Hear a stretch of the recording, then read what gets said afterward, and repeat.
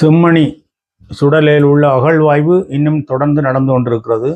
இன்னும் தொடர்ந்து நடத்த வேண்டும் என்று சொல்லி யாழ்ப்பாணத்தில் உள்ள நீதிமன்றம் ஒன்று கட்டளை பிறப்பித்திருப்பதாக கடைசி செய்தி தெரியுது. அதை பற்றின செய்தி உண்டு. மற்றது கிழக்கு மாகாணத்தில் உள்ள பிள்ளையானுடைய அலுவலகத்தில் திரும்பவும் சென்ற மாதம் 30ஆம் தேதி மே மாதம் 30ஆம் தேதி ஒரு ஒரு ஒரு தேடுதல் நடத்தின பொழுது நிறைய ஆயுதங்களும் வேறு வேறு பயங்கரமாக சந்தேகத்துக்கிடமான பொருட்களும் சிக்கியதாகவும் அதனைத் தொடர்ந்து பிள்ளையானுடைய கோழியாக்கள் நண்பர்கள் அவர்களுடைய நட்பு வட்டத்தில் உள்ள நிறைய பேர் கைது செய்யப்பட்டு கொண்டிருக்கிறோம். அதை பற்றின செய்தி உண்டு. அடுத்ததாக சிவஞானம் சிவிகே சிவஞானத்தினுடைய நியாயப்படுத்தலும் இபிடிபியினுடைய பிரச்சனையை பற்றின ஒரு கருத்துண்டு.